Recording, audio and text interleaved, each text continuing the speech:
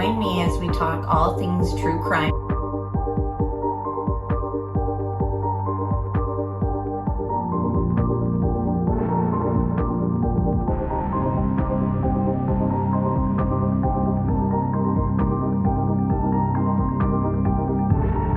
Made contact and shattered.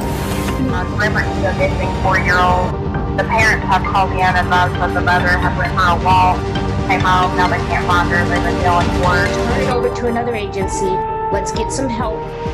Where are your kids? They've been missing for 4 months. You have nothing to say? You're over here in Hawaii? Dad, where are Lori's kids? 4 were stabbed multiple times and were likely asleep during the attack. Some had defensive wounds. Most of them had just like one that was the lethal stab wound.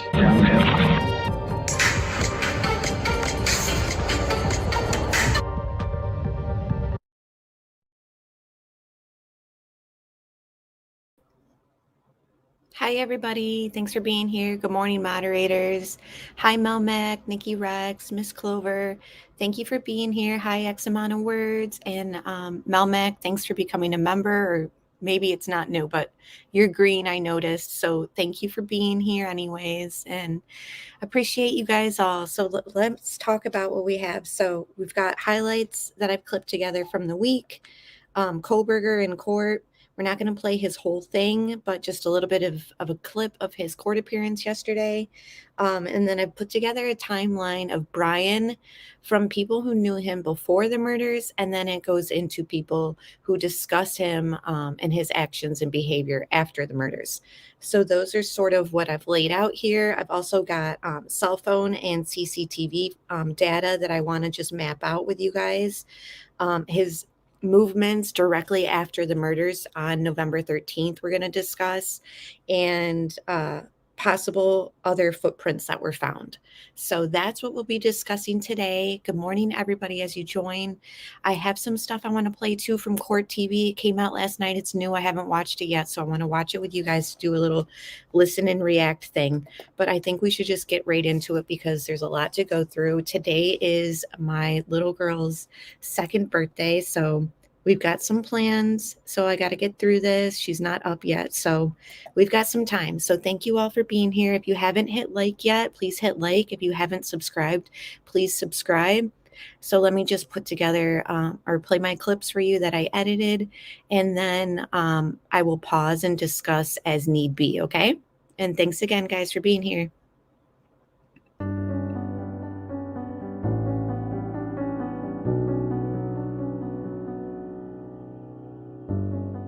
She just made me proud. Ben Mogan, in describing the moment law enforcement told him they'd made an arrest in the case. He said, Ben, this is the day that we've been waiting for. Ben also describing his emotions while reading the evidence. I broke down and I could only take so much of that, and I cried. I still haven't read the rest of it. Bryan Kohberger appeared in court Thursday for a status conference where a judge scheduled a preliminary probable cause hearing to begin June 26. The public defender representing the suspect requested the judge allow 4 or 5 days for the probable cause hearing this summer, and the judge indicated she would block the week off of June 26. The judge also ordered Kohberger to remain in state custody with no bond. In Pullman, Washington, a neighbor of Bryan's told CBS that he asked him about the killings days after they occurred, allegedly saying, "Yeah, seems like they have no leads. Seems like it was a crime of passion." The neighbor asked not to be identified. Your Honor, we are going to ask the court to set preliminary hearing out into June. We would request the 3rd or 4th week of June, and probably 4 or 5 days for preliminary hearing. Mr. Kohberger understands his right to a timely preliminary hearing, and he's willing to waive the timeliness to allow us time to obtain discovery in this case and be prepared. I'm here behind the murder scene right now, and you can see straight into the girl's place. This is the parking lot we've been hearing about right behind their home. I mean, it's right here. It's a lot tighter and a lot smaller than you think. And just looking up here, I feel like you can see straight into their home. These girls never had a chance against a predator.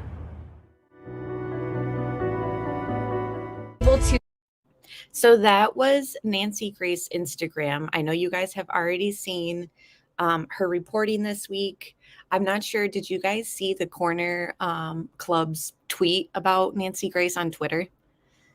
Apparently the locals are not happy that she was there, and the Corner Club literally put out a public tweet begging her to go home or something along the lines of not being happy she was there. So I thought that was pretty ballsy of like a establishment there. Like they just wanted to make their opinion known. So I thought that that was crazy, but I didn't watch any of her special other than the highlights on Instagram and that one that I clipped in there for you guys. But I don't know. Did you guys enjoy her reporting this week? If you guys had seen it, I'm curious.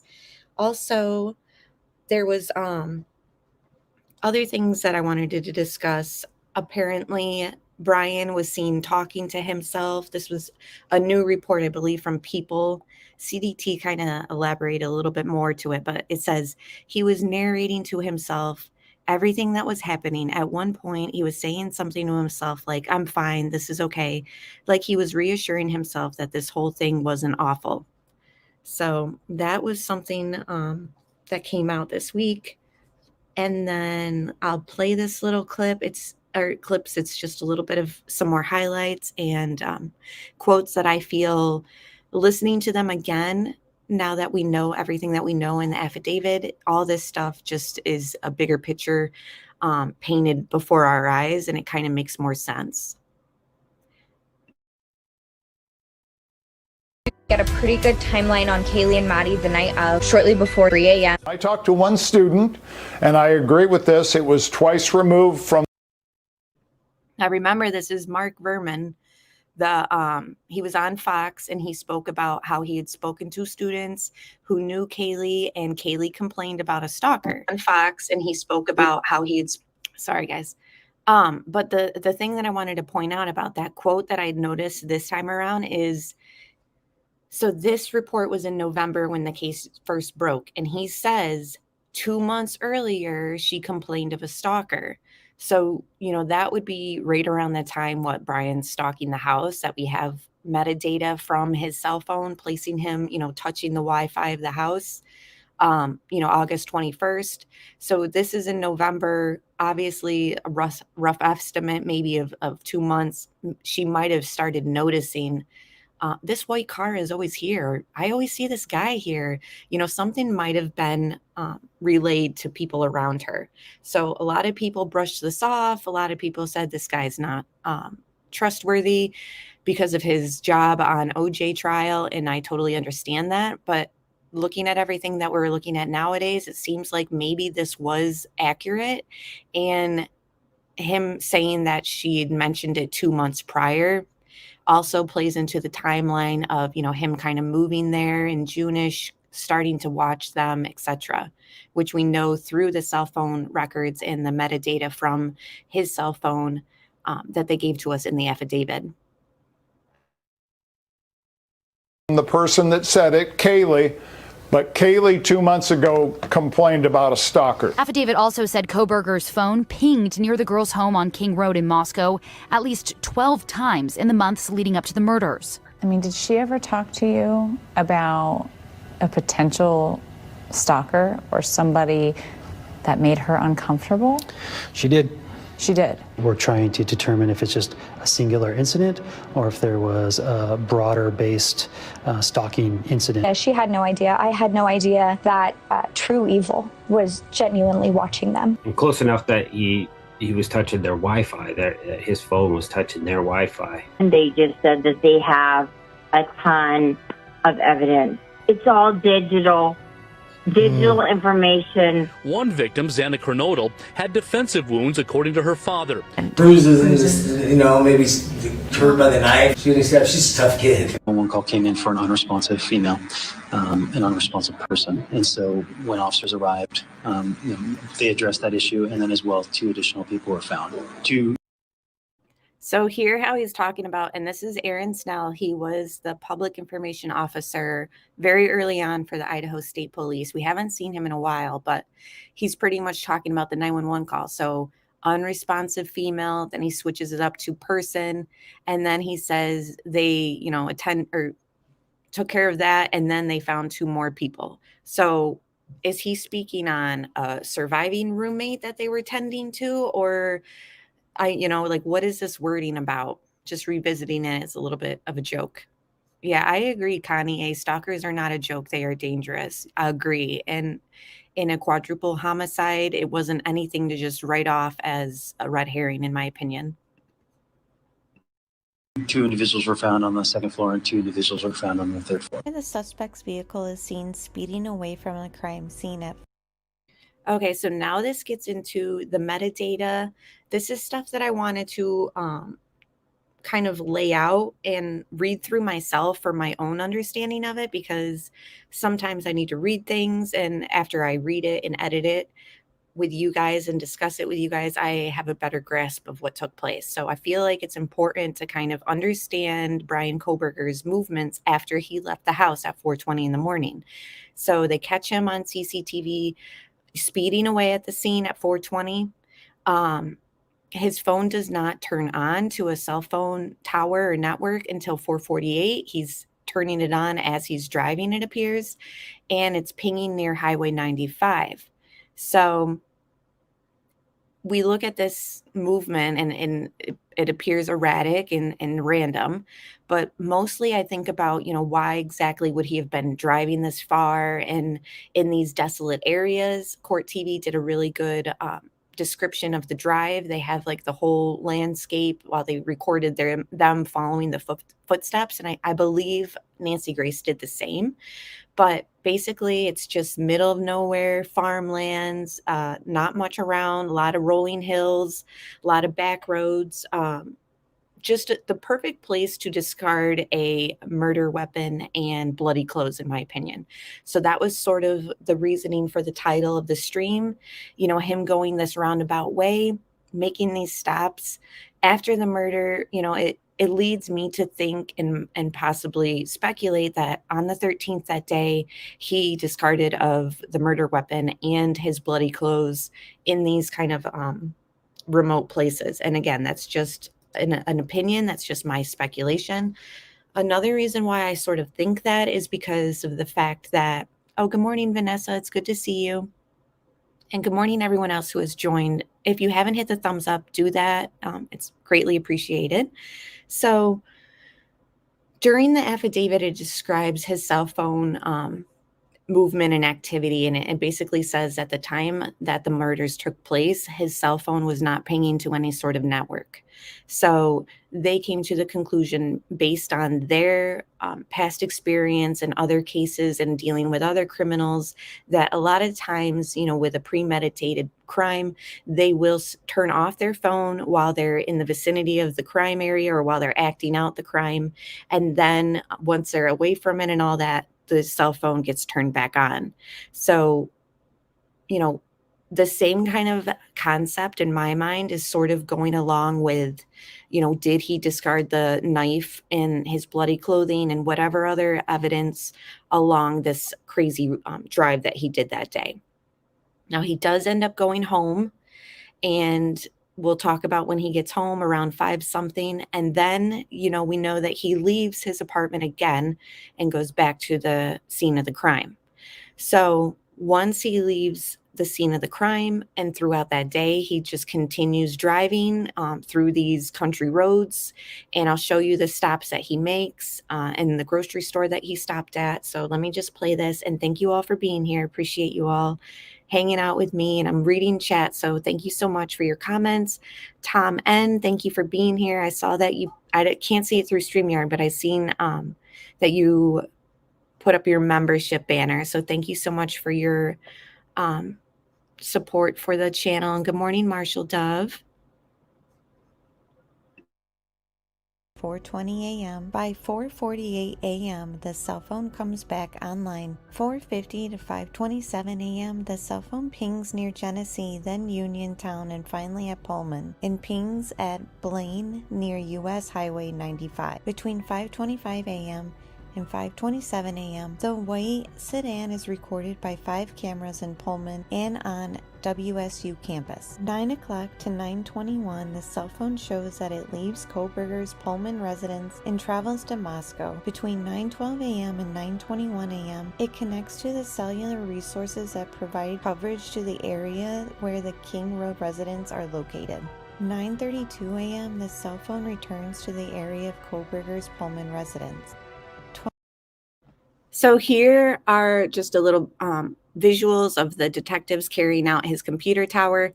You can also see them carrying out some plastic bins. I just added this in as a visual as I'm talking about him returning to his area after he went back to the crime scene at 9 in the morning. 12:36 p.m., the cell phone shows it is near Kate's Cup of Joe coffee stand in Clarkston. Surveillance footage from the nearby chef store shows a white Elantra drive past the coffee stand. 12:46 to 1:04 p.m., the cell phone pings near Albertson's grocery store in Clarkston. CCTV footage from Albertsons shows Kohberger exiting the Elantra at 12:49 p.m. and interior cameras capture him walking through the store, purchasing items at the checkout, then leaving the store at 1:04 p.m. 5:36 to 8:30 p.m., the phone stops reporting to a network during this time. That is the final mention the affidavit gives of Kohberger's alleged movements on November 13th. So after he goes to the store, which I am dying to know what exactly he bought at this store, I would probably assume it had something to do with bandaging up his wounds. What are your guys' thoughts? Possibly cleaning supplies. I'm thinking pharmacy stuff. But pretty much after he goes to this store, and then like it says at one point his phone just goes dark. So during that time, we don't know exactly where he is, but he's far away from his house in a way. And it's definitely sticker shock. Some people are thinking that he planted this sheath. Heaven 57 says bandages. I think it's definitely possible. But when his phone is off again, here's what's kind of emulates what he did during the murders, right? He turned his phone off. A lot of people, and especially those who study true crime, and somebody like him, a criminology major, would know that the murder weapon is obviously a key element for any conviction, for any sort of catching somebody red-handed, as well as obviously the bloody clothing that would have the DNA and all that tracing right back to you. So for him to shut his phone off during the murders, and then later in the day on the 13th, we see him, going to all these places far away from his home. He had other stores that he could have stopped at, obviously, without driving all the way to these ones. We see that his phone goes dark again. So it leads me to think that he's doing the same thing he did during the murders. He's hiding his location so that, obviously it's an excuse, like I wasn't there, see, my phone's off, blah, blah, blah. Same thing when it comes to him discarding the weapon. So that's a key element. I believe during the time on the 13th, when we see his phone go dark, that is where and when he is discarding of the weapon, because it's just a key element. It's something that's obviously important to the case. I haven't even seen any of those rumors, Alicia. She said, I'm tired of the BS about drugs with this case. The police chief said long ago drugs were not involved in this. Yeah, he did. I take the word of the police over YouTubers who have no idea of any of this. I feel like some theories are valid. Some theories have corroborated insight and information to kind of back it up. There's other theories, like the stalking stuff that was hearsay, and then we ended up matching up to other statements, etc., and it seemed more true. When it comes to the drug aspect, I have not seen anything that's going to lead me in that direction besides the concept that everyone's sort of familiar with, and that's that, college time is usually a time to experiment with those types of things. But based on everything that we have so far, nothing is leading me in the direction of that. So yeah, I haven't even, but I don't really watch YouTubers, so it's just, unless it's CDT and Alex Erickson, or Evil CJ. But yeah, I haven't even seen any of that, but I do think that at some point they're just going to be grasping at straws for content, but that's just my opinion. If I see something that leads in that direction, then unfortunately I'd have to examine it. I did always sort of wonder, but again, there's nothing to lead us to think that that was taking place there. So yeah, I'd have to agree with you again there. Tom N said, for the guy to be a PhD in not just any criminology, but in cloud-based tech criminology is beyond me that he didn't know to not go into airplane mode. And that's what I'm not understanding. And Dinkle, yes, I did see his face scratches. I wanted to ask you guys about that. Do you think that it's from a dull razor? Because a lot of people were pointing out his scratches on his face in court. So I was wondering your guys' point of view. And good morning, Shay Benet. It's good to see you and everyone else who has joined. Tom, and I don't understand that either. It makes absolutely no sense. I couldn't believe that that's the internship or whatever that he was trying for. Yes, dull razor, Melmec said. Shaving cuts, exactly. Yeah, they can't give inmates super sharp knives, or knives, razors. Okay, so you saw bruising too? Okay, they confirmed it was from a razor from the guards. All right, guys, so let's move on. Let's see what else. Okay, so these are photos that insinuate to me that they've found more than the footprint mentioned in the affidavit. Now, remember, the affidavit is simply to prove, reason to arrest him. So when it stated the bloody footprint, good morning, Brittany, it's good to see you. When they stated that the footprint was found outside of DM's bedroom and that it corroborated DM's statement of, her seeing that figure leave in his point of exit of the house, that isn't, in my mind, the only footprint they have. Like, I'm just under the understanding that they added that in the affidavit because it corroborated the eyewitness account, and it kind of just made all that come together in a more solid, okay, we have enough to arrest this guy. The footprint, that's what the witness said, and his path was perfect. So in my mind, that's not the only footprint they have. We had video, which I didn't include, but I know I've shown it numerous times, and I know you guys have seen it, that there was a special agent, it looked like, kind of, he stands and then he crouches down on his knees, and he's kind of in like the bushes in this tree area, and it looks like he's sort of imagining where the perpetrator might have walked or just looking in that area, studying it. We've shared it before. This is another crew. This was the crime scene crew, the first ones that were there. These photos, I'm not sure the exact date of it, but I do know it was extremely early on. And there's a few different series of these.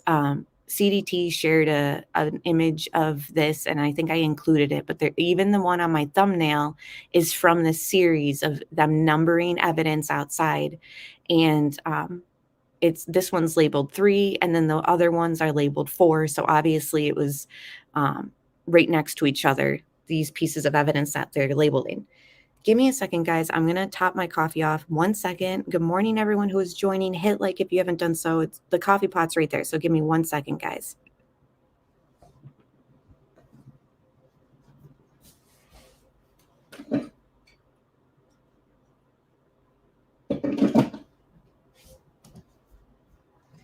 So I'm curious, who else thinks that there was more footprints, but they just didn't mention them? I feel like that's sort of a given.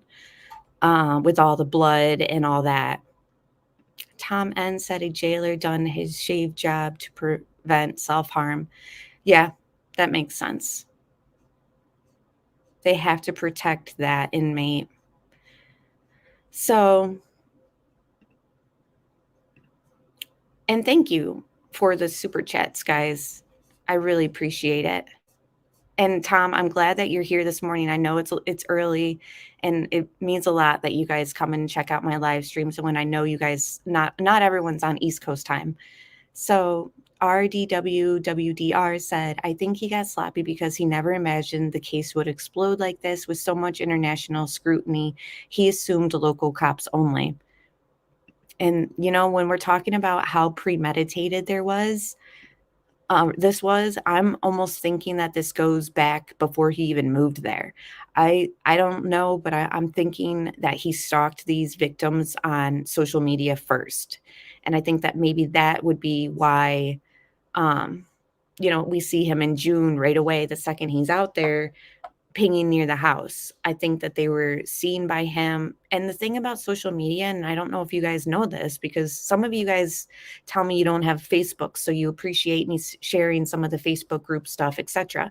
And Twitter and stuff like that. When you follow something on these social media accounts, you suddenly get like suggested things that are from that area. Like, for example, if I follow a local coffee shop here, I'll go on my social media and all of a sudden it'll have suggestions for other coffee shops that are in the area or something. You know what I mean? And then it'll start suggesting people who live in my area. Oh, you might know this person. How about you add this person, etc. So I think that it's probable, and maybe how he stumbled upon these victims was through social media, following the schools that they went to and all that. But I don't know, guys. So the gag order, in my understanding of it, Brittany, is only related to those like closest to the case, like his professor, the BTK person. Maybe DM has a gag order. So I don't know if the gag order extends to the sheriff who came out about the shaving nicks. But it's possible. So let me just go through these photos. Again, this is just stuff that I have in my collection. I do have other crime scene photos that I want to go through with you guys and just re-examine them. So here's just a little bit of that right here. So in my opinion, they could have found footprints leading through this area. And a moderator of mine shared with me a screenshot from a video that Unmasked did recently about this case. And this comes from that. So this was, again, from Unmasked. So this, I'm assuming, is Nessa's work. And they are under the impression that this could possibly be a footprint. I didn't draw the red marks. This is from their research, and a moderator watches them and kind of summed it up to me that they are under the belief that that's what these evidence markers were for. And when I compared this photo to the photos that I have with these evidence markers and the evidence marker number 4, it does kind of lead me into the direction that, yeah, it could definitely be footprints that they had found. They are under the impression on Unmasked that this looks like a boot, which is a little bit different than the triangular shaped one that they said is in the house near DM's room. I don't know. I haven't seen this picture without the red marks. I'd like to see it without the red marks and sort of a whole to scale picture, because when I looked at this one compared to the one that I just showed you, let me rewind real quick to kind of give you a scale. Again, it's not the same photo. It's just a series of it because of the evidence number. To me, it seemed like this boot print would be sort of humongous, like in comparison to where they're standing, like their own feet and stuff. But again, I don't know. I want to see this without the red lines, because I'm also under the opinion that sometimes your eyes see something that you want it to see. And I forget the word. There's a word for that, but I don't know if that's what's taking place here. but I do think that it's sort of an obvious opinion and an obvious fact almost is to assume that there were other footprints. He didn't just fly out of the house. So I thought this was pretty good. I like it. I like the theory behind it, and I liked that I could match up my own pictures with it. And then yesterday, CDT in her live stream shared, I think it was this one. It was a series of the number 4 evidence marker, because there is a few of them going out. And I know you guys have seen this like piece of paper. And I was saying to the moderator that sent this to me,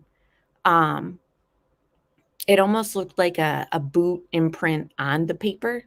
Like when you walk on a piece of trash outside and you leave like a footprint on it. But again, I don't know. I just thought it was possible given the theory that Unmasked came up with. I don't know, but I thought that was good sleuthing and sort of obvious to assume that there would be footprints outside. So here's evidence marker number 4. I'm assuming they're putting that piece of paper in the evidence bag. Not sure what it is, guys, but I did think it was interesting. I hope you guys think so too. So I do think that they do have some sort of idea of his path that he took, possibly where he parked. I have other pictures too that I want to go through, but not today. Everything I've ever. So what I want to do now is start to go into the timeline of Bryan Kohberger. He is facing the death penalty for these crimes. When somebody faces the death penalty, there's other things about the perpetrator that get killed off. And I think that we need to go back and kind of see Bryan before the crimes and then after, and, get a full picture. So that's what this whole segment is. It's just a little bit of clipped stuff put together, kind of laying out. Sort of, it starts in this blog that's on the screen that was going around. I know you guys have seen it recently. We discussed it on our last stream, but we didn't really dig into it. And I know other channels have dug into it. Hi, Kid Kitty. It's good to see you. Hi, Tommen. Thank you for the super chat again. He said, I think he wore combat type boots. The Vans could have been 75% of all college students. I think they have a mountain of evidence on him. And, he could have worn boots, combat boots, went home like we know he did, came back like we know he did. And, maybe he's in different clothes. Maybe he's in different shoes. Maybe I'm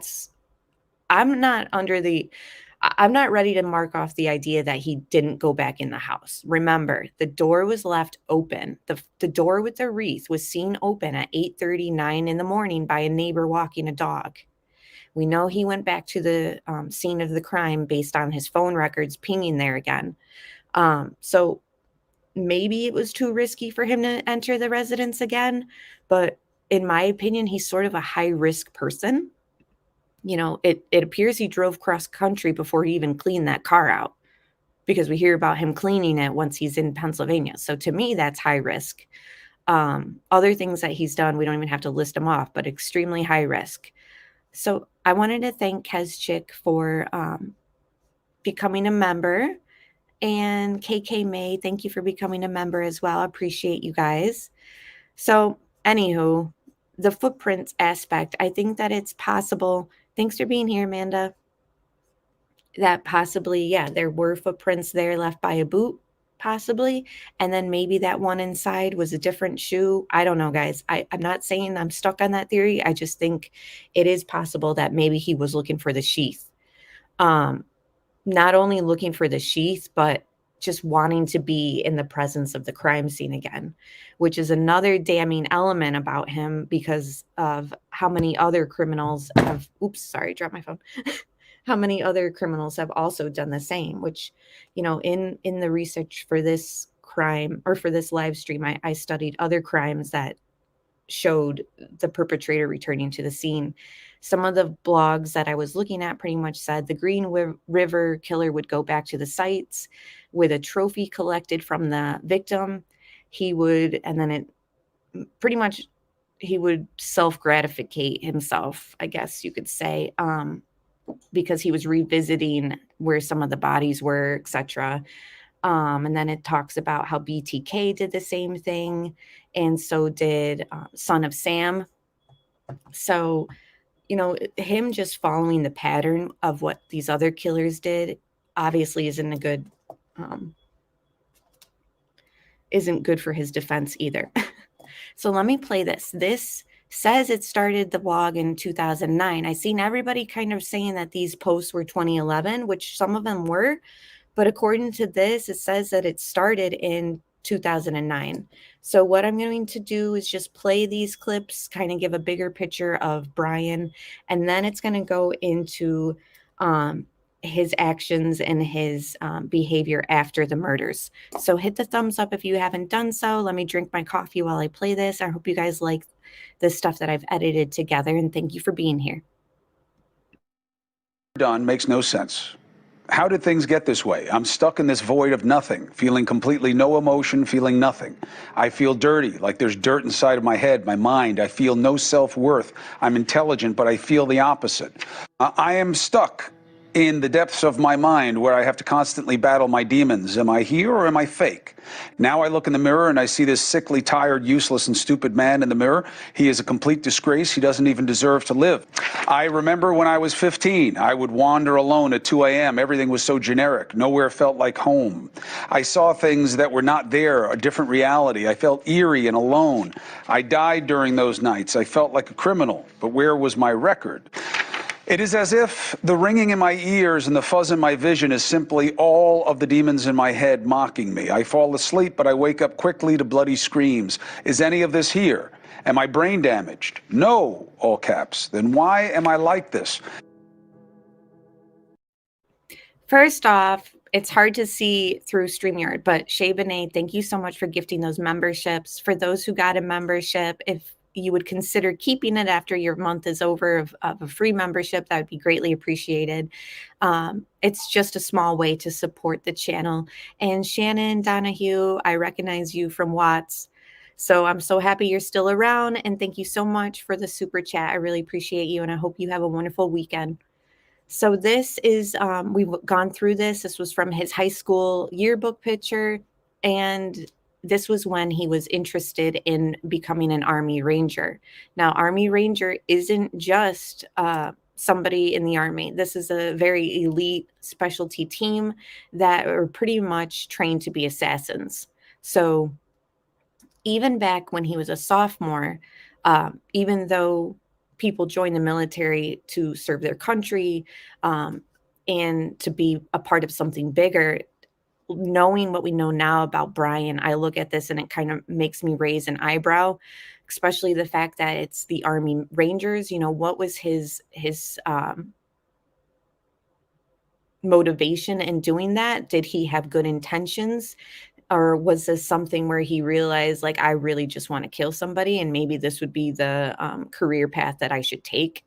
It appears it obviously never went through because he never joined the military.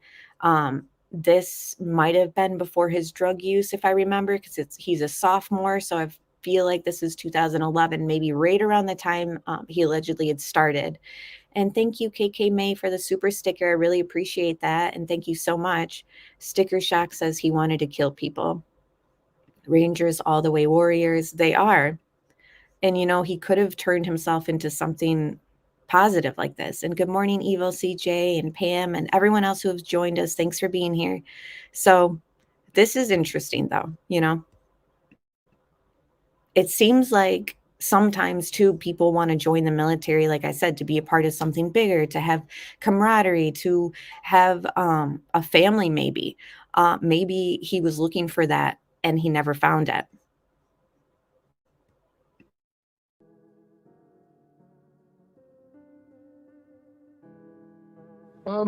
He was just your average guy. I met him through some friends, and they told me that he was a little weird, and he was a little socially awkward, I guess you could say. But he wasn't a bad guy. I remember one night we went out, and his car broke down, and his dad had to come out, and he got pretty angry because his car broke down and everything, and we couldn't get what we needed that night. My wife went to school with him. They graduated together, and she doesn't remember him ever having a girlfriend, and I don't remember him ever having a girlfriend. And he didn't have many friends, so he would do anything to fit in, and would do he just wanted to be liked by everybody. Now, here's my theory with him turning to such hard drugs in high school time. Was he looking to get some sleep? Because in that blog that we seen get read through just minutes ago, there's other posts where he talks about how he's an insomniac, blah, blah, blah. Or is it sort of like what this friend or acquaintance is saying, and he would do anything to fit in? So is that how he fell into the drug world? Did he think this is where I belong, or maybe they'll accept me? I don't know, just something I've sort of been thinking in my head. But thank you so much, Tom N. I wonder what happens if they link him to priors. Oh, a lot of people and even experts aren't putting that possibility out of in their minds. It could definitely still be possible. And I'm sure they're checking his DNA with all the ones that they have unsolved. You think so, Chill Mike? Nah, the drugs was a way to numb away his mental shit. I think that's definitely possible. He seemed very desperate in those blogs. He did use drugs. That's how I really know him too.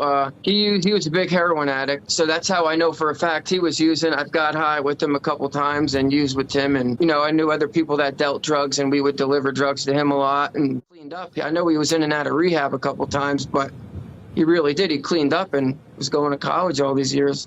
Some things are a little odd with him. He was always he had to be the number one person in the room. Now, I do want to also take a little note to the fact that that acquaintance that just spoke about the drug use that he did with Bryan, he also says something about one night he got pretty angry because his car broke down. They couldn't get what they needed. Now, I'd said prior in a live stream with that whole interview, which that was only a few little segments of it, that I wanted to know more about his anger that he had witnessed. Now, he's only one of the people who mentioned Bryan having anger issues. There's other people who note that he had anger problems. Now, that's very noteworthy. Tom says he used to be around 300 pounds, then lost a lot of weight, and that wasn't the only difference. My son said he changed a little bit and he got pretty aggressive with him and mean to him and stuff, and my son broke off relations with him. He just never seen him anymore. The last time the Arntz family saw him was when Kohberger was working as a security guard at a local school a couple years back. When we talked to him there, everything seemed, normal. He was polite and everything. It was very, very weird to hear this stuff. Very intelligent, and then, he would explain things in a really odd way that had to be really sophisticated way of explaining stuff. Just hung out and talked, and that's what it was. It wasn't anything crazy, just a typical friendship. It's crazy when you sit there and you realize that the person that was in your parents' home, in your friend's home, you were in their car, you were in his house. I knew his mom. She was a substitute teacher at Pleasant Valley. Again, he obviously no longer has a Facebook, but they still allow you to filter old messages. Here's something. I invited him to a party back in 2014. He seemed fine. It's crazy just what can switch in someone's brain. The whole heroin incident, I didn't know that he was literally making me drive to get him heroin. Good morning, CDT. Thank you for being here. And I agree with your comment about him looking angry in court yesterday. I think he definitely looked different. His demeanor from his first court appearance, where he's sitting up in the chair and he's making eye contact at the judge and he's nodding his head, even though his lawyer is speaking for him. The way that he acted yesterday, and even his hair. I don't know if you saw our messages with Florida Bass Fishing, but I had said something about they did have him change his hair up a little bit. Did you guys notice? In the first hearing, it was dry and you could see the curls and the waves to it. And then yesterday in his hearing, it was sort of wetted down and looked like maybe it had gel in it or something to the effect that it wasn't dry, and they just changed his hair a little bit. That was something that I noted. I didn't think it made him look any less creepy. I still think he looks a little bit creepy. CDT said, agree. I wonder if it was greasy or wet. He did look different. I know. I feel like it was supposed to be like he looked better. Like they wanted him to look better. Like, I don't know. Yeah, sticker shock. I've seen a lot of people talking about that. They trimmed his eyebrows too. And, I definitely think that is a trick that a defense team would definitely try. And it did sort of seem like it was possible that they did do that. But I didn't get to look at a good comparison picture, but I'm interested to see what you guys thought. Until Brandon told me. So I messaged him a pretty rotten message just because I was pissed. I didn't know there was fucking heroin in my car. But this was, again, 2013. I was 2 years, graduated from high school. He then said he was in rehab. He would randomly message me after that. This is him mentioning he wanted to study criminal justice. Again, back in 2013, he was already hoping to do that. And then that obviously fell through because he said he went to rehab. But apparently he went back at it. And again, in 2017, that's when it seemed like everything was fine and he was doing great for himself. So it was kind of crazy that this fucking happened. But yeah, this is also talking about, hanging out with Bryan, chilling with them. And then Brandon said they're like not friends anymore. And this happened a lot because of what he was doing, his addiction. And he had some anger issues. I know he did kickboxing to kind of help with that, but.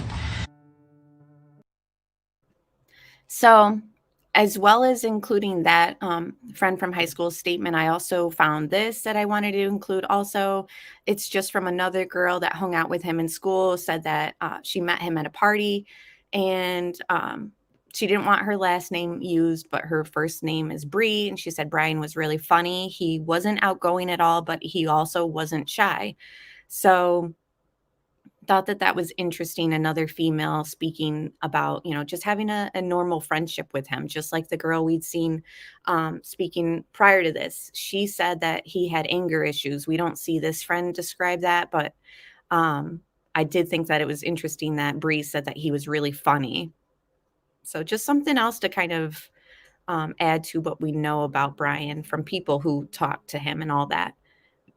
I used to go on night runs with him because I didn't want to go running at night by myself. So I would text him like, hey, you want to go for a run? We go for 6-7 mile runs at night. So when I saw who it was, I was just in complete shock. This photo of Kohberger taken during a group project at DeSales University in.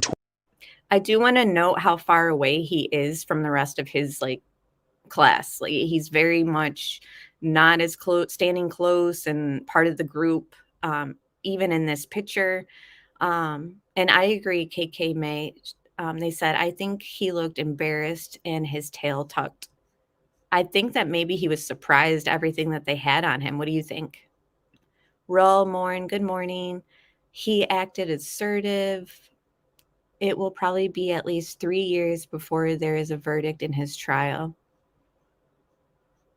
It's going to be a long case to follow, guys. So strap in. Good morning, Adrian. It's good to see you. And Caroline, Mel Mack, everyone else who's joined. 2019, students who studied with him did say he was, quote, controlling during the group project. There were also other incidents that. So, controlling during the group project. We had discussed other things prior to this live stream about him and other people who spoke about him. And one of them stopped being friends with him because he tried to hit on his girlfriend, tried to lure her away with alcohol, a bottle of wine. There's a neighbor recently who spoke about how he would turn on his, what's it called? The food disposal, in his kitchen intermittently throughout the night, and that he would vacuum at night and they could hear him pacing. Just some other things that people had said. Now, this obviously goes back to the first statements of that we heard about him, which were the employees at the restaurant. felt like they were being harassed a little bit by him and had to make a note that, when he comes in, he's creepy. And then the manager basically said, like, you're making my staff feel uncomfortable. And Bryan never came back after that point. It also says that he had tried to make advances on one of these staffers. And when they were denied, he had called her the B word. Now we're going to hear Jennifer Koffendorfer, who is the retired special agent from FBI, kind of speak a little bit in the rest of this segment. So hope you guys like it. Hit the thumbs up if you haven't done so. And yeah, I just feel like what she has to say is interesting, and I will pause and we can elaborate more. That led up to this situation, even one at a bar where he was actually banned from the bar for his actions toward a female there. I think all of this speaks to possible, hatred toward women. Very much liked it when everybody in the room knew that he knew what was going on, but it wasn't enough that you knew that he knew. He had to make absolutely sure you understood that he was smart, that he had this intellectual capacity. Bryan seemed like he was on the knife's edge between exhaustion and burnout, and at the time it was extremely difficult to tell which was which. Did notice that he became a little chattier, he became a little more animated. Mostly what I noticed, though, is he was always showing up a little late, and he was always showing up with a cup of coffee in hand. So again, just replaying the interview with a classmate of his describing his demeanor after the murders. There's also a medical appointment that he had gone to, which it seems like it was a routine medical appointment in the days after the killings. The staff said that he was very chatty and that he charmed the staff. Let me see if there's some more that I can read off of that, but I know you guys have already heard that. So this is just his behavior that I want to take note on after the murders. So it says, he talked to everybody. He was a very chatty person, not charming, but outgoing. He asked me what I was studying, where I'm from. He would just make friendly small talk. And that comes from, it looks like says just an insider told them. So it could be a neighbor or something like that. They also described him as being super, like a strict grader before the murders when he was a teacher's assistant at Washington State. And then after the murders, he became much more lax and laid back with his grading and all that. So those were just some other accounts of his behavior before and after the murders. Let's see. All right. So yeah, those are just what I wanted to note there. And thank you everyone for joining. Thank you, Adrian, for the super chat. Great channel, great work. Thank you so much. I really appreciate that. So I've got more too. So let me just mute myself and play this. He seemed like he was more exhausted going into the tail end of the tour. I believe it was a true femicide situation. I think that he has struggled his whole life to really have acceptance. If indeed Bryan Kohberger is found convicted of these crimes, that's what we're seeing with his background and something that just built up inside of him, and he lashed out. I would have to agree with Jennifer Koffendorfer, just going through what I went through with you guys just now. Everybody who knew him prior, they said basically the same thing. That girl said, he thanked me for inviting him to a party. So, he obviously wanted to feel included. The guy who knew him, who worked with him at the pizza shop and used drugs with him, said the same thing. He would do anything to fit in. He seemed very much like he was bullied for being overweight and then ended up turning into a bully to people who were supposed to be his friends. Like that one guy described his son, said, he had to stop hanging out with him. He just was like aggressive and put him in headlocks. There's other people who say pretty much the same thing. Like he just turned mean. And I agree. He's socially awkward, much like Brian Laundrie and Chris Watts. Like, it's almost like the same type of look out for the quiet guy type. I hate to say it. I'm glad that everyone's happy about getting the membership gifted to them. So thank you so much, everyone. And it was gifted earlier in the stream by Shay Benet. So thank you so much.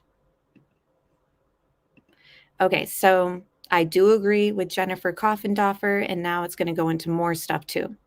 It has to be somebody that's pretty angry in order to stab 4 people to death. Jennifer Koffendorfer believes the mystery sleuth is Kohberger.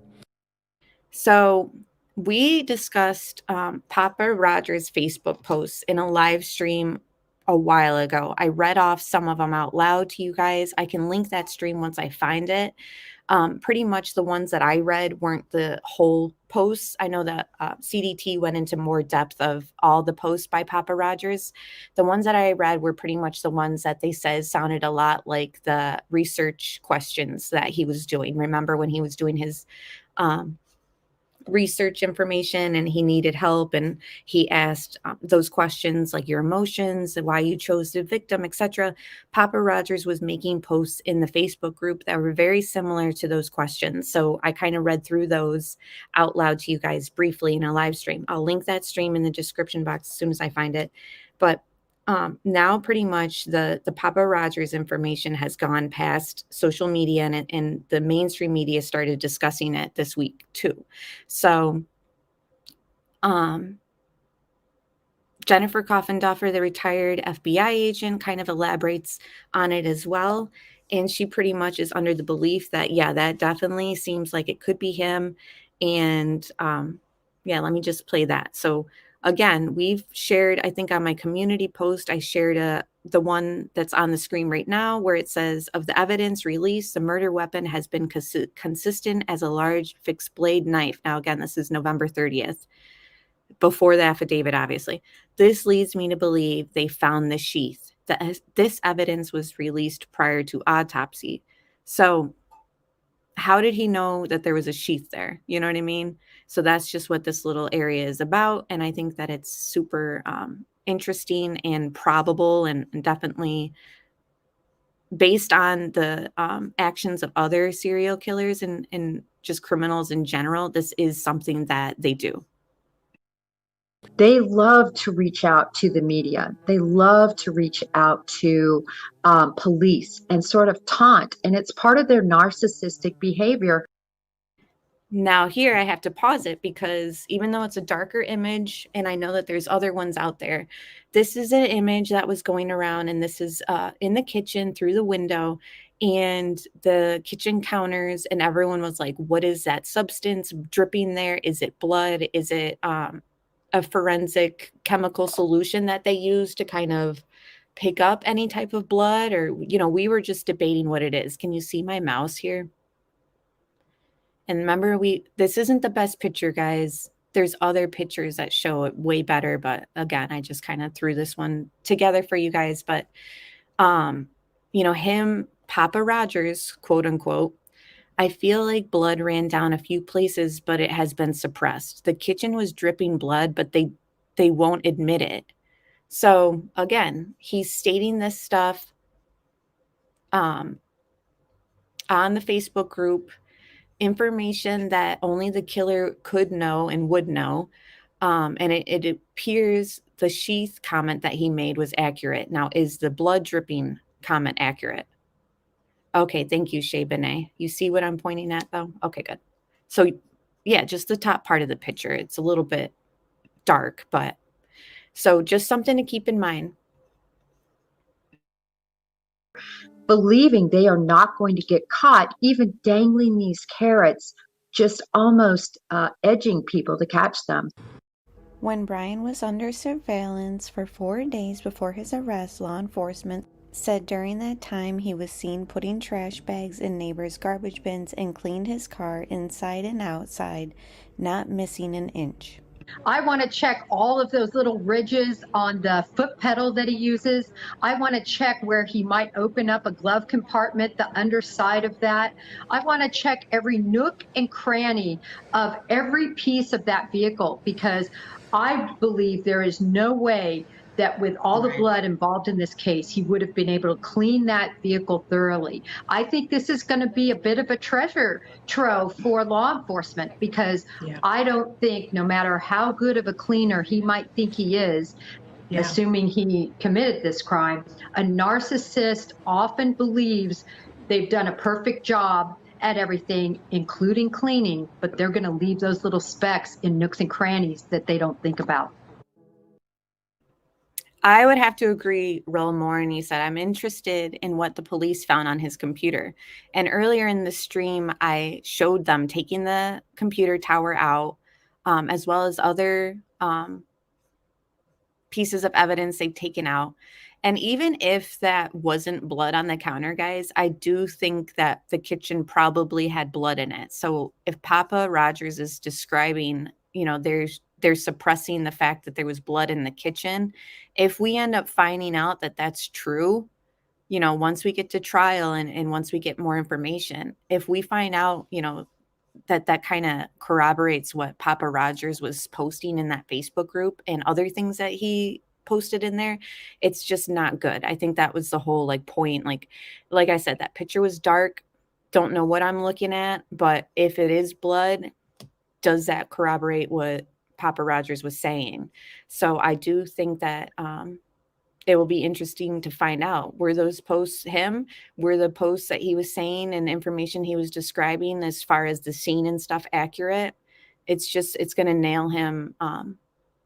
It's just another element that will nail him. And the experts will kind of go into it too after this little clip here.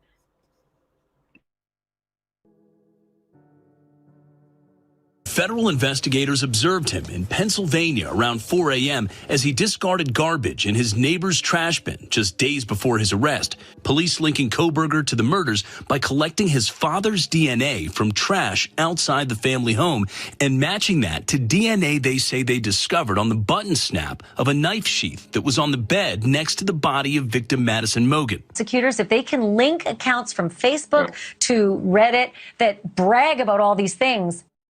So this is just a little clip of Ashley Banfield sort of discussing the theory that this was Papa Rodgers. Now, remember, when we looked into him, we ended up finding out that this picture, because people thought that he had used an app that changes your face into a cartoon. Then people discovered with the reverse image Google search of this soldier that it is actually a real soldier. I didn't pull up the information on it, but after I found out that it wasn't created through an animated app, to me, it still doesn't mean it's not Kohberger. Anyone can find an image and create a Facebook picture or post and a profile and use that picture for that. So just something to keep in mind. So you think they're reaching Hungry Helmet? See, I think that this Papa Rodgers stuff is very probable. I don't know. We've dug into it for a while, but Sarah P said, I believe he was Papa Rodgers and Insider Looking. Both have stopped since he was arrested. Give him an opportunity to get back on. I bet he'd be boasting again. It just kind of plays into the things that these killers end up doing. They can't help it. Like Jennifer Coffendorfer said, it's their narcissistic personality and just the fact that they want to taunt and feel out what people are saying. They've been doing this stuff for a long time. Even that, I can't think of his name, but that neighbor who was studying law in that one case and killed the other neighbor, the female, and he was on the news. And, it's like they just do these crazy things because they want to steer the direction in any way they can. The Reddit saw that he was active after the arrest. I think you're thinking of the TikTok one because there is a few different profiles on different platforms that were being looked into. Yeah, exactly. All the Papa Rodgers account would have to do is log on and clarify. Exactly. And yet they haven't. Either way, guys, if it's him, if it's not him, it's going to come out. If it is him, it's just another nail in the coffin. And they're accurate. And they were well before that was made public. Is that just sort of like the smoking gun? I think it is. And look, here's what's important. Not just that it was braggadocio, not just that it was he had a keen interest in the case, but if it can be established that from the timing and the sequence that he knew things and he was, publishing things on Reddit as these various people that he claimed to be in these chat rooms, if that can be established, Ashley, that he knew these things before police knew them, before they were publicly available, then those things are huge from an evidentiary standpoint. And so this reminds me a lot of, the BTK killer. Remember him, Ashley? It was his bragging. It was him mocking the police. It was him sending floppy disks to the police about the crimes that got him arrested. And that was his undoing. So these things can have enormous evidentiary value. These things, killers of this nature tend to want the attention. They tend to want to be the smartest person in the chat room, so to speak. And in this instance, this could very well be another linchpin in addition to the DNA, in addition to the cell towers, in addition to all the other things that the police currently have. And remember, the trial lawyer is simply saying, if it comes out that it is him, then yeah, it will look totally guilty. It's a nail in the coffin. And I don't know. I just feel like there's exactly, Caroline, ego is the downfall. Like they had described BTK saying this stuff, a lot of criminals like to play a guessing game with the public, in my opinion. They do. And that's the thing, is this sort of just kind of goes along with just the pattern, a pattern of criminal activity and behaviors. It's part of the profile of these type of people. And I saw somebody thanking you, Adrian, in chat. I can't see anything on StreamYard, or maybe I didn't scroll up enough, but I just want to thank you all for being here, and thank you again. This could also be one other thing. And as you say, Ashley, it could really carry the day. A killer like this will, taunt in whatever methods available, whether it's a, Zodiac style, taunting that we saw using newspapers and so forth, or, some other forum like social media. It's also possible that, there's just other people out there that are arrogant and braggarts and so forth. But certainly narcissism is going to be a key feature of this kind of individual. And there was a certain pride that was in that statement of knowing with degree of certainty that would be consistent if indeed it's learned later on. So those were the ends of the clips that I put together for you guys. And yeah, people have connected the last name to Elliot Rodger, who was a known incel killer. He has no facial expression. It's insane. It's the same thing with Chris Watts, just no facial expressions. Can you imagine being so egotistical? Wow. So now I want to switch to the court TV segment. I haven't watched it yet, guys, so I'm going to be watching it for the first time with you guys, and I hope you like those edits that I put together for you and that little timeline of Bryan and his behaviors before and after the crime. So Hungry Helmet's asking me to search Papa Rodgers on Reddit and pull up comments regarding the user. However, I'm not going to go by Reddit because it's a Facebook account. So that's where, Papa Rodgers started that Facebook group. Facebook assigned a new operator for it. Interesting. Now, I definitely think that if it's him, it'll come out. So we'll just have to wait and see. And the only person who can know that is the experts who are pulling the forensic data. So nobody on Reddit, nobody on YouTube even will know that until the cops know it. So there's really no point in going round and round until they look through it and give us that information through the discovery or through the trial, in my opinion. So this is new. Let's watch it, guys.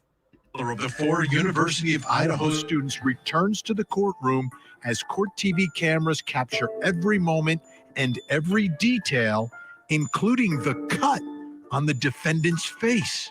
What happened behind bars? And what happened inside the courtroom today? We have the details. Plus, we track the movements of the victims on the night of the murders. Where were they and what were they doing while the accused killer prepared for the murders?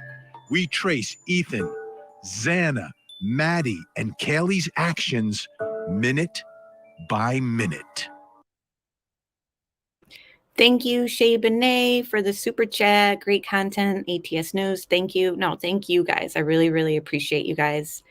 And while I'm thanking people, I just remembered somebody sent me something for my daughter's birthday through PayPal the other day, and I just wanted to thank them. I don't want to read their name out loud because they give the full name on PayPal, but her name is Debbie on here, or Deborah.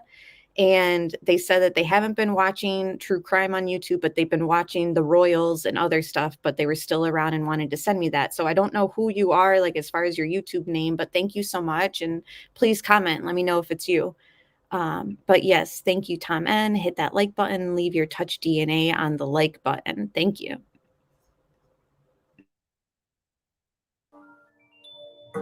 I'm Vinnie Politan. Thank you so much for joining us here tonight on Closing Arguments. Great to have you with us. And in the murder case in Idaho, back in the courtroom today.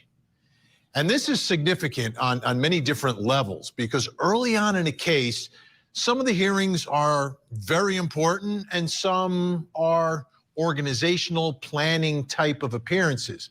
But when you're this early in a case, you start to get a little feel, a little flavor for how this thing may play out.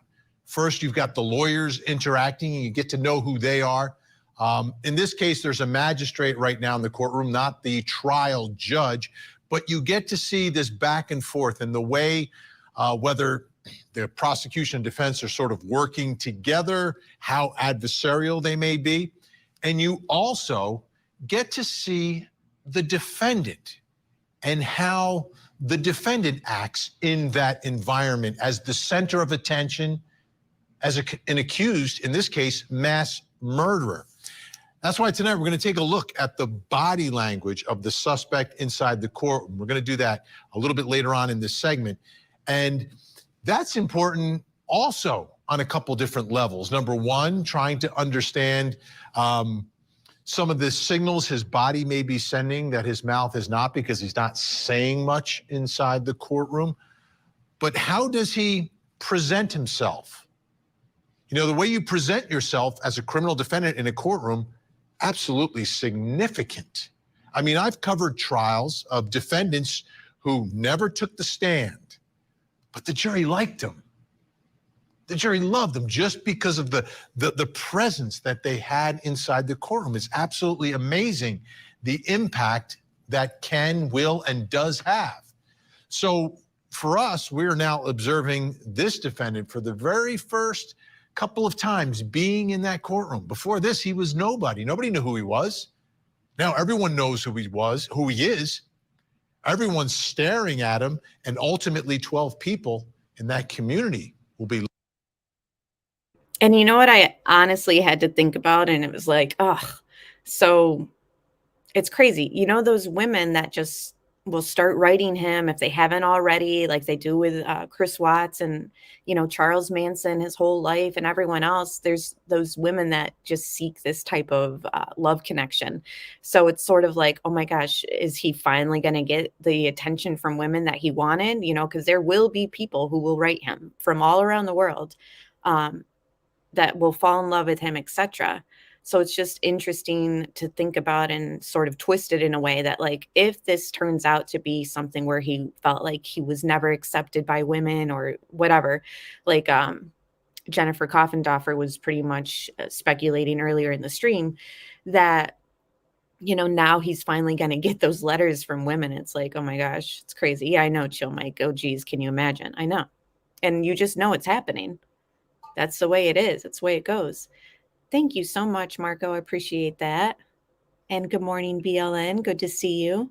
Maybe this was his goal, attention and notoriety. You know, Tom N, I almost felt like that's could be true. Like he was always looking for a place to fit in and be accepted. Like, did he think that the serial killers and criminals were going to accept him? I don't know. I really don't know. Looking at him and judging him and deciding whether or not he's a killer. The other part of it is when you take a look at him and his demeanor and what you see, what does it tell you about him? What does it tell you about what's going on between the ears? You know, sometimes you can see someone, the way they act, whether it's the way the eyes are, the way they hunch over, whatever it is. does it give us an insight into this person who's been accused of this horrific crime? You know, is this someone who is scared to be in the situation that they're in, or is this someone who is reveling in it? Is this someone who's psychopathic? And again, that's something that you can begin to get a flavor of by watching the way they act and react inside the courtroom. For instance, I mean, I've been thinking about this. Ted Bundy. Ted Bundy, this guy was pure evil. But initially he was known as kind of like that, the handsome serial killer. Like, what was he like? Then when he got inside a courtroom and he started speaking and you got to see and hear him more and more, the evil was oozing out of this guy. And there were cameras inside the courtroom for one of his trials. So you got to see him act and react. And at times he was representing himself. And all of that revealed by the demeanor and the way he looked and what he said. Now, the big question about this defendant, this suspect in Idaho is, will he ever talk? Right? Will he ever talk? And that can come in many different forms. You know, sometimes it's the back and forth with the judge. That's pretty limited. But if he gets in front of a jury and takes the stand, what story will he tell? Will we ever know what's happening here? And if he's convicted, will he ever talk? Will he ever tell his story? And will we ever understand who he is if he's convicted? Because at the end of the day, I think everyone wants to understand. We try to understand mass killers and serial killers to try to figure them out so we can help people who may fall into that world or help protect people who may be exposed to someone like that. Again, if he's convicted, right now he's presumed innocent. That's the other thing you want to see in court. Is he acting like someone who's been wrongfully accused of the highest profile crime in the nation? So he was in court today. Let's take a look. So, Mr. Kohberger, I need to speak to you for a moment then. Sir, you do understand, and Ms. Taylor has represented here, that she's advised you of your right to have, or fully discussed with you, the right that you have, which is to have your preliminary hearing within 14 days of the date that you initially appeared before this court. As you recall, when I advised you of your rights, that hearing is a probable cause hearing where the state has to establish that more likely than not, these felony offenses were committed and you were the one that committed the felony offenses. If you waive your right to a speedy preliminary hearing, it does not mean that you're giving up your right to have a preliminary. Yes, Julie, I'd have to agree. She said to me, he looked like he was exhausted today and not nearly as cocky. Yeah, in his first appearance, he was very much confident and just exuding confidence and cockiness, I guess you could say. He just very much acted like he was in like a business meeting alongside of his lawyer and the judge, like he's like an equal to them. And then he came in today and yeah, I definitely agree. The demeanor definitely was different.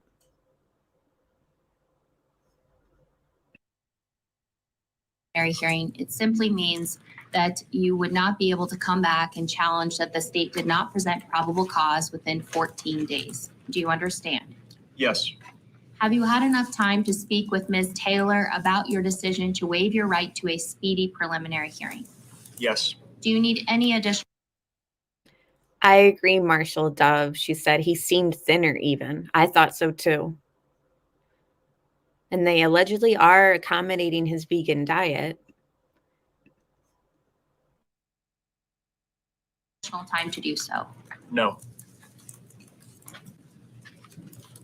Then I will ask at this time as to the 5 counts, felony counts that were charged in the criminal complaint that was filed on December 29th of 2022. Are you waiving your right to a speedy preliminary hearing and agreeing that that hearing can be held outside the 14-day period? Yes. And Ms. Taylor, do you concur with his waiver? I do, Your Honor. Thank you. I will find your waiver of speedy preliminary hearing is knowing, intelligently, voluntarily entered here in open court with the assistance of counsel. We will go ahead and set the matter for preliminary hearing Monday, June 26th at 9:00 a.m.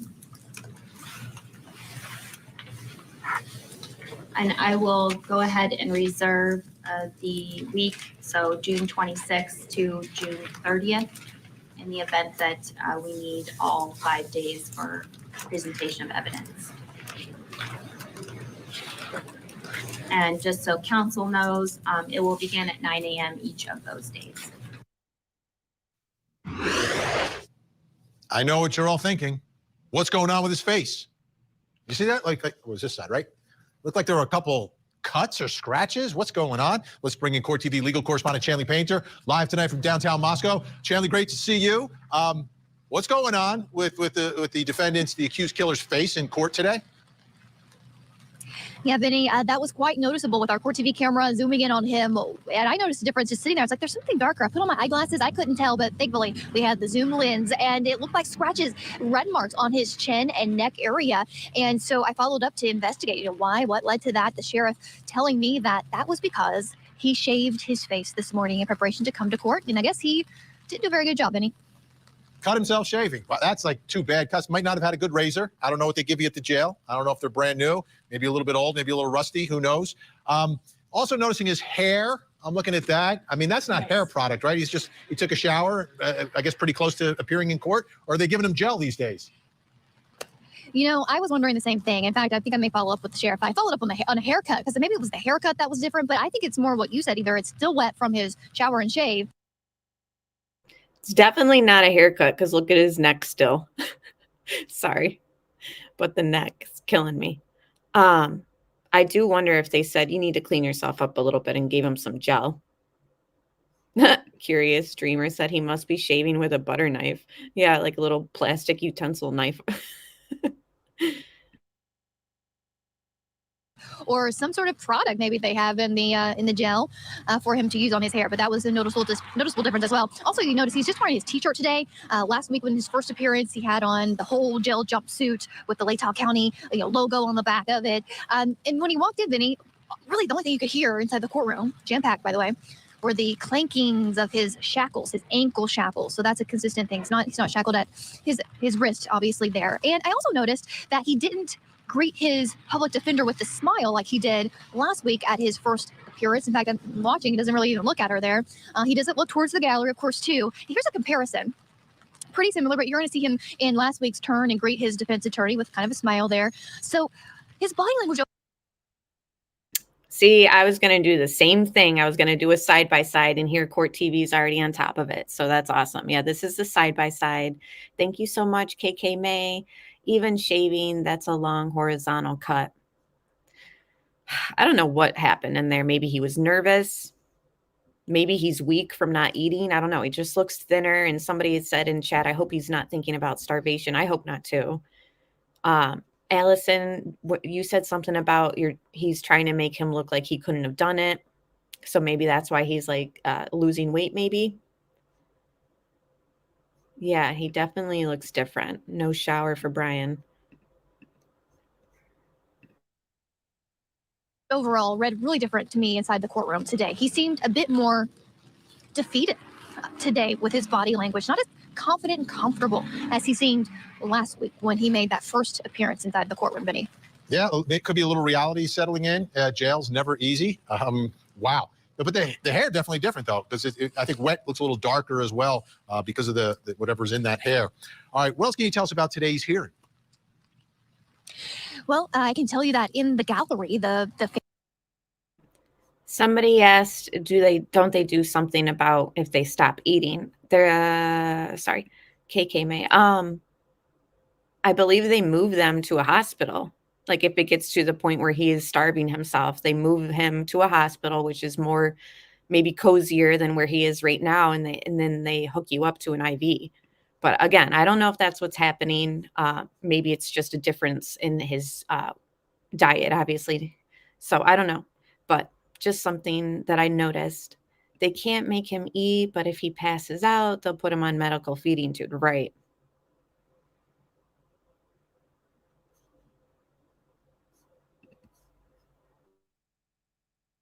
family the row reserved for the family that I've been telling you about, nobody was sitting there. That was stark, but there was a representative of the Gonsalves family, Kaylee Gonsalves' family, the attorney, and we have a soundbite from him because I wanted to ask him as well, because he was there last week too in the courtroom, and he had the best seat today as far as the view of the defendant. So I wanted to pick his brain about whether or not he felt there was a difference in Kohberger's demeanor, and this is actually what he told me. I think the big difference was his appearance in Pennsylvania. He seemed a little bit more lighthearted. He turned around to his family, I think, and mouthed like "I love you" or something along those lines. And then his first appearance here in Latah County, he seemed much more reserved, a little bit more concerned about things, and that was consistent with the way he was today. I think probably in Pennsylvania he hadn't read the probable cause affidavit yet.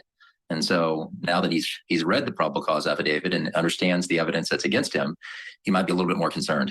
I think that's a valid point as well. Maybe like you said, then he is sitting in a little bit more. Another thing that I noticed today, and it may just be me because he didn't have on that other shirt, he looked maybe like he lost a little bit of weight. It's been widely reported he has a picky diet, a vegan diet, and I know that the jail is doing its best to accommodate that, but we also know that he's being held by himself. He's not even able to mingle with the other inmates. He can't have visitors and take phone calls, but the sheriff gives us a glimpse of his life inside this jail behind me. Let's watch. He'll be housed in a separate cell. We'll have some extra security. That's what a lot of the questions are. He's not guilty, right? Until he goes through court and everything. So he's going to be in my jail, but he's not going to be, treated any different than anybody else in my jail. So. We also know here at the jail there is a courtyard, so he likely has time outside, and there's also a library, Vinny. But as far as more details of the day in and day out, this expansive gag order that the court put in place over the parties, the jail officials have felt that they also need to abide by that. So only a few details coming out on actually what's happening behind those doors behind me. Absolutely. And, when you look at him, he could be losing weight because he could be eating less than he was before. It's very common in jail. We saw it with Alec Murdoch. I mean, he went whoosh, like a rail down in South Carolina. He's put a few more back on, but it's not uncommon and interesting to see. So waiving the preliminary hearing. So we're not going to have a preliminary hearing in this until the summer.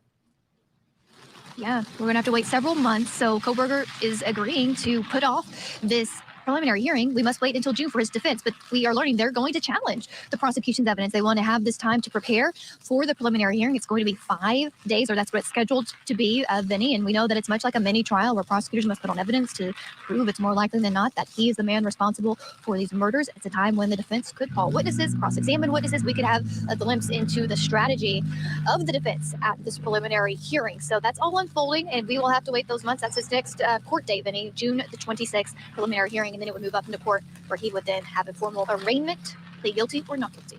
And at the end of the day, everything I'm hearing is that the attorney he has is very, very formidable, really good. So this will be a fascinating preliminary hearing to witness. Chanley Painter, and then we're going to talk some more in just a bit. But I want to bring in our body language expert joining us in Fayetteville, North Carolina, body language.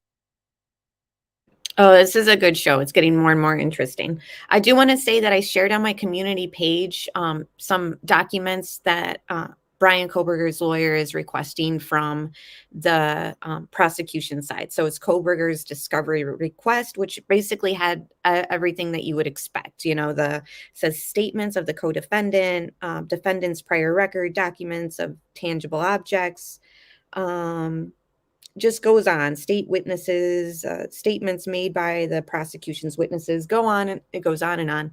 So it's just basic stuff. I put it on my community page in case you guys want to read through that. So they have requested a bunch of stuff for the discovery. I did also want to pause it and thank you, KK May, for the super chat, and thank you all for being here and liking the video. Also, there was something else I paused this for. Of course, now I forgot. Let me just play this. Language expert, senior instructor at the Body Language Institute, and author of I Can See What Your Body Is Saying. Rodney Smith back with us. Rodney, great to see you tonight. I wanted to begin. I know there's not a lot to go from. It's very limited, the angle and everything else, but I want to show you side by side this defendant in Idaho. His first appearance will be on the left side, and then today is on the right side. Are you seeing much of a difference after spending a week in Idaho? Yeah, so initially taking a look at the video and now seeing the side by side, the one on the left where he's actually wearing the top that actually has the writing on it versus the one on the t-shirt when he comes in, he does make direct eye contact with the attorney, and he gives her more of a polite smile, not so much of a genuine smile, but more of a polite smile. In the clip on the right, as he is actually entering in, we can notice that she actually adjusts the chair to turn it in his direction to allow him to come in. When he comes in, he never makes any contact with her. He doesn't greet her. He makes no eye contact. He just goes in and directly sits down in the chair. And even on the exit, as we just saw, he gets up, he turns around and just exits the courtroom. He never acknowledges her nor looks in her direction during this entire time in the courtroom. So. And isn't it interesting? We did this sort of walkthrough about his first appearance in the last live stream, and we kind of just, examined his body language, and now Court TV's got an expert on doing it. So it's very interesting to hear the Court TV experts. And thank you all for being here. I'm so glad, Marshall Dove. I'm glad that we could help make your infusion better and easier today. So I'm glad that you're here too. Yeah, and those asking about like the verbiage in the discovery request, it's on my community page. So just feel free to look through it all, and it's all right there in case you have questions about it. I'm wondering if there's something going on that has taken place during their interaction in the past time that he's been incarcerated up until this point for him not to want to give her any acknowledgement whatsoever. Yeah, well, a big part of it is I think today, was the day where they go on the record telling the judge that no preliminary hearing in the next 14 days, which by law he's entitled to. We're going to wait several months. So maybe a realization of, listen, I'm not going anywhere until June. Like nothing's going to happen in this case until June. Absolutely.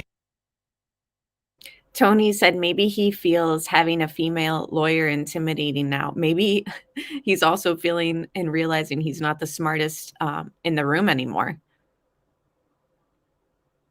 Like he always seemed to think he was. Like everyone else said that, and all the statements that we played, that he had to make sure that everybody knew that he was the smartest in the room. I don't know. Maybe he's just had like what's it called? A bite of humble pie or something like that. Maybe he just knows he's screwed, but yeah, there definitely was a difference in his demeanor.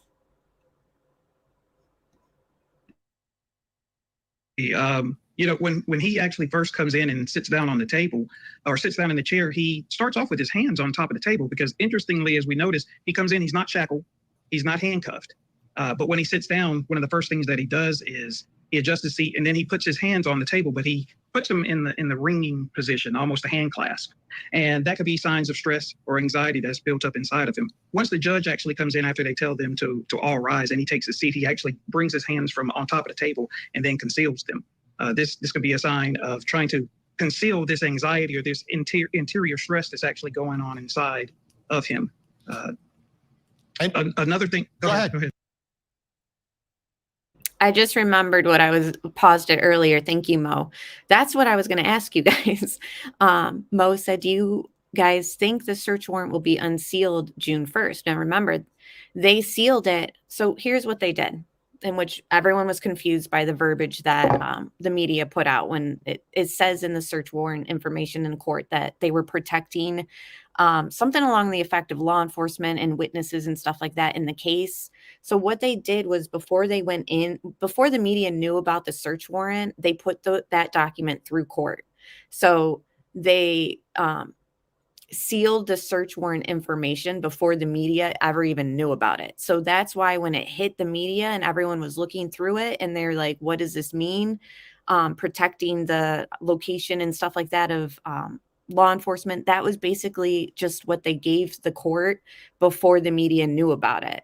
So that's why it was sort of like, what does this mean? We already know where it was and stuff like that, because it was put through and sealed through the courts before we ever even knew about it. So by the time we got the court information, the verbiage looked unusual because it was something that they had put in before law enforcement had ever even gone there.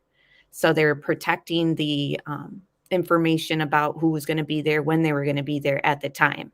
So I agree. Tom N said he got a reality check on levels of intelligence. I think that could definitely be an element in it too. So as far as the search warrant being released to the public, I don't know if we'll get that. I think that that might just show you the search warrant itself, like being issued. Like, I don't know, like, remember in Delphi, remember last spring when we got information about the search warrant on Ron Logan's property? I believe that wasn't just a search warrant. Like, that was like the search warrant at like affidavit. Like, that was deeper. That was FBI records that they had pulled up, like what they had found after it. So I don't know if that's going to be the same thing that they sealed until March 1st in this case. So I don't know. What are you guys thinking? No, go ahead. I was just going to ask you, any other observations you made of this defendant? Again, I know very limited footage that we have for you today.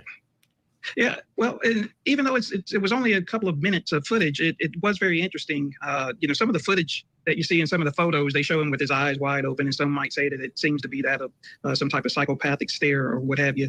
But throughout the entirety of him sitting in the chair, one can actually tell he is paying attention. He is very attentive. When the judge is speaking to him, he gives the triple nod, acknowledging that he is hearing her, that he is paying attention to everything that she says.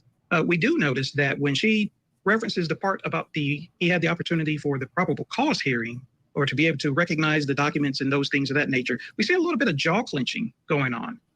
When she actually says that you were the one who committed the felony offenses, we see the jaw clenching there as well. Now, in conjunction with the jaw, we don't see any of this brow furrowing, which could be indicative of anger.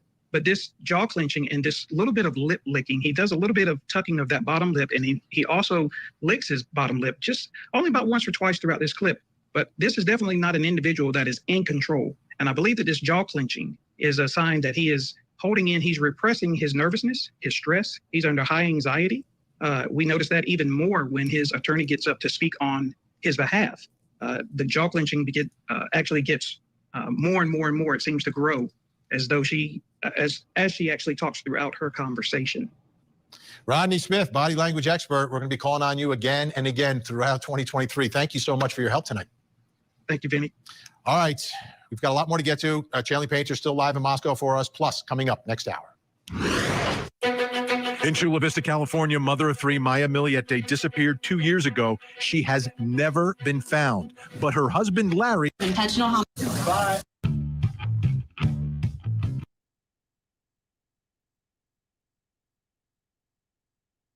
Welcome back.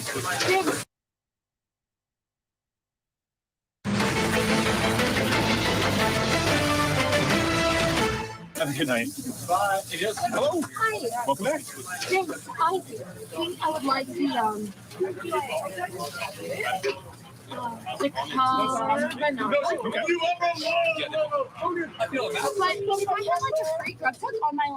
There it is, the food truck video, Grub Truckers. It was streaming live on Twitch, the last of the sounds and video that we get of two of the victims in the Idaho case. And what I want to do right now is go through what the four victims were doing in the minutes and hours before they were murdered. And I want to do that because it seems prosecutors have laid out what they believe the timeline is for the man responsible for the murder. So what's going on with these four in the minutes leading up to that? Let's bring back in Chanley Painter, Court TV legal correspondent. She's in Moscow, Idaho tonight. Chanley, can you put that together for us, kind of trace and track what the four victims are doing? Because according to prosecutors, they have their theory on what the defendant was doing. Yeah, absolutely. And it's important to put all of these pieces together and build a crucial timeline that we expect to be central to the prosecution's case in this trial. So let's start. This is the evening of November 13th. This is a big day in town. The University of Idaho just had a football game, and college students are out and about across town. Well, let's zero in on what the four victims are doing. So let's start at 9 p.m. That's when we know Ethan Chapin and his girlfriend, Xana Kernodle, are at the Sigma Chi house where, Ethan is a member of the Sigma Chi house, and it's walking distance. Again, maybe 2 football fields away from Xana Kernodle's home. We know that from 10 p.m. to about 1:30 a.m. Thank you so much, Debbie, for the super chat. She said, thank you, ATS, love your heart. Thank you so much. And I appreciate and love you guys. So I don't know. I really appreciate you all being here. That's all I can say. And thank you so much. And thumbs this up when this is Court TV segment's over, I'm going to be ending the stream, but we will be live later on CDT's channel. I'll be moderating the chat, and we can extend the conversation over there at 6:15 Eastern time, okay?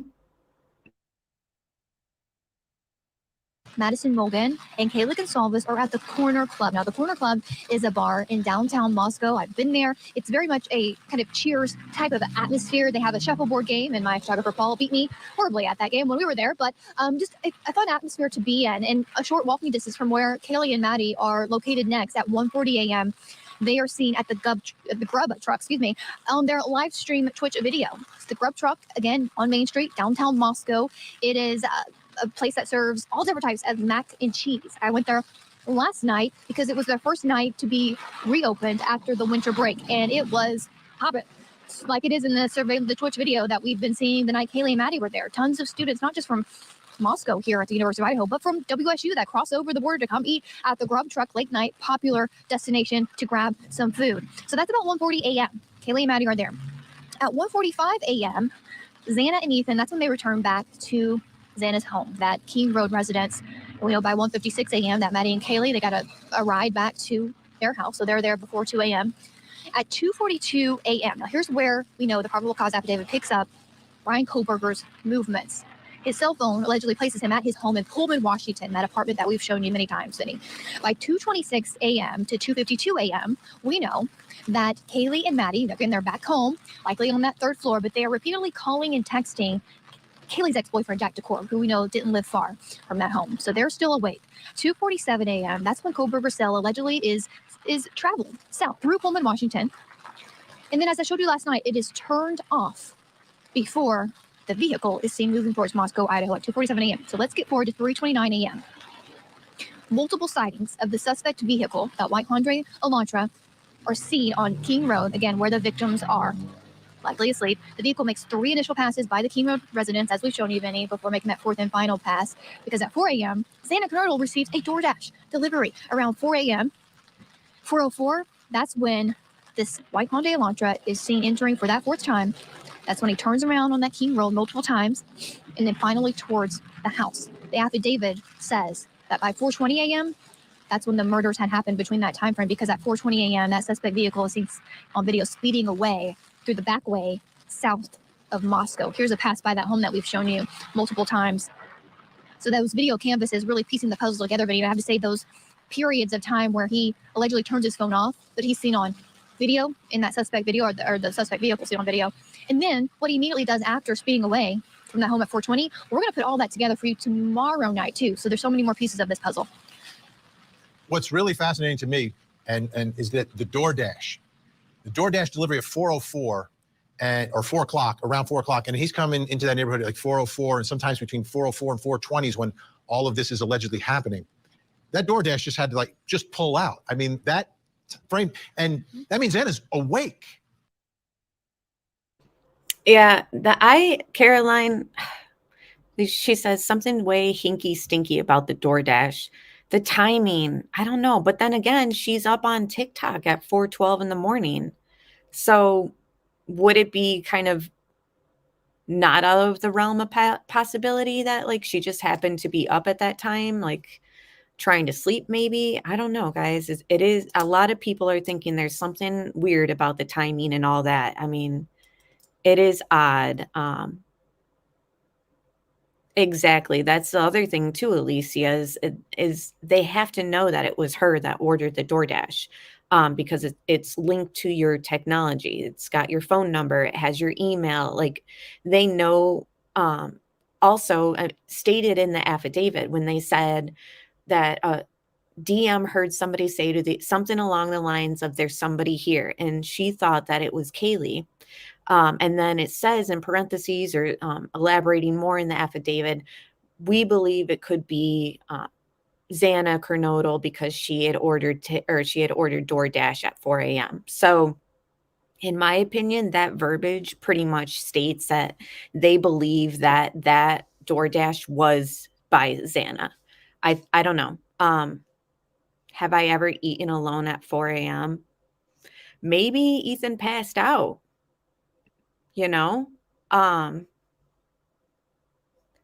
Brittany said, which I always love her comments, so I will take everything into consideration, guys. ATS, I kind of think he ordered the DoorDash to be able to get in and see who's there. And guys, I'm not throwing that out of the realm of possibility. I'm just trying to make it, fit in my mind. As far as there's just a link, there's a trail. But I understand what you guys are saying. It is weird timing. Seagate says that they have eaten alone, and that's the thing, is if they were drunk or if they just had the munchies or whatever, I don't know. But I do agree it is strange timing. Do you think it's possible the assailant didn't see the DoorDash delivery because it was hanging around the back of the property? I definitely think so. Maybe it was just crazy timing. You know what I mean? But guys, I am open to anything being possible. And that's the other thing too, is yes, Patsy said maybe it was ordered earlier or ordered a lot earlier, but it took a while to get there. That is for sure a possibility. Depending on their busyness, short staffing, especially nowadays, restaurants are having a hard time staffing people. Especially after 2 a.m. There's always usually a drunk rush of people wanting to order, like at Denny's and stuff like that. Whenever we would go to like the pizza shop downtown, it was always a line out the door because the bars are closed and everyone wants to eat. So there's just all these things kind of playing in my mind. Julie said, I don't think the Jack in the Box we saw was what the DoorDash she got that night. And there is a picture that I have, which I'll add to my community page, of crime scene investigators outside, and they're pretty much you can see through one of the windows and it shows a food bag, and it's not the one that's near the sink that we've seen that has Xana's name on it. It's a different one. So I'll share that and have you guys take a look at that and let me know what you think, because it did look like a different food bag. It was a brown bag still, but it was bigger. I don't know. I want you guys to take a look at that. I'll add that. Karen, thank you so much. I think he was already upstairs when DoorDash came. And the timing of things in the affidavit, we have to take with it's approximate. So when it says that he's seen here and there, sometimes cameras can be off a few minutes or whatever, but it says a timestamp. I don't know. It's just everything is strange timing. I have to agree with the DoorDash stuff, but I do know that, it's not out of the realm of possibility that she was up and ordering food. She was up on TikTok. We know that. So, and Jack in the Box has 24-hour delivery there. Thank you. It's just Robbie. Okay. Let me just play the rest of this. I'm don't want to get too distracted, but I love your guys' comments in chat. And for those watching on replay, thank you. And comment down below. I love your comments as well. Law enforcement knows what was ordered, from where, and who delivered the DoorDash. I can assure you. I agree. At this point, with how the verbiage is in the affidavit, it seems to me that they are confirming that that was Xana that ordered it, and she was up. Yes, Jack in the Box is great after a night of drinking. Cheeseburgers in general and fries, right? They know she ordered it. Where do I find the community page? So you go to my homepage, like where it has like all my videos, and then there's like a tab that says community. She's got to be awake when the killer enters the home, like totally awake, but doesn't hear. Does she hear it when he breaks in, and then that's when she gets murdered first? Or does she just kind of not paying attention to what's going on, doesn't necessarily hear him come in? To me, that is such a baffling part of this. It really is. And remember that fourth and final pass by at 404 by the suspect vehicle.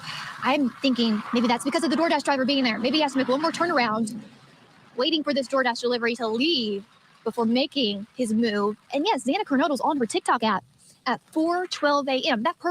He is in the home.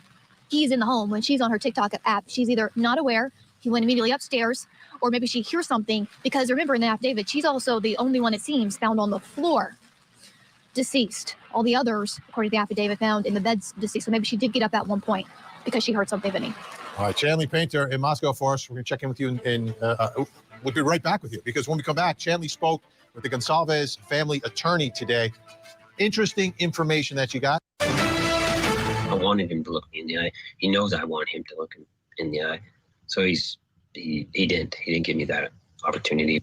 So I think he's understands that I'm not going to see something in his eyes that I want to see. You know, I want to see an innocent man, but I feel like he's scared to look at me in the eyes and start to understand what's about to happen to him. That's Kaylee's father, Steve Gonsalves, speaking after last week's hearing, the first. Thank you so much, KK May, for the super chat. I think Melissa J said Jack in the Box last delivery time in her area is 2 a.m. and it took until 4 to get it. Yeah, I think also something CDT shared, which maybe we can ask her about later when she goes live. I believe she looked up one that was like open 24 hours or something. I don't know. She's got the receipts. I'll have to ask her and follow up with you guys. Thank you, Christy Underwood. Thank you. Love this channel. Thank you so much. Parents of the accused killer in an Idaho courtroom. He was back in today. Steve Gonsalves wasn't there, but the family attorney was, and Chanley Painter spoke with him. Let's take a listen. And you were representing the Gonsalves family. Why weren't they able to be present in court today? Well, everybody has their own lives. They have jobs that they have to go to, and they have a family that they still need to raise, and so there's a lot of things that the family still has to do day to day.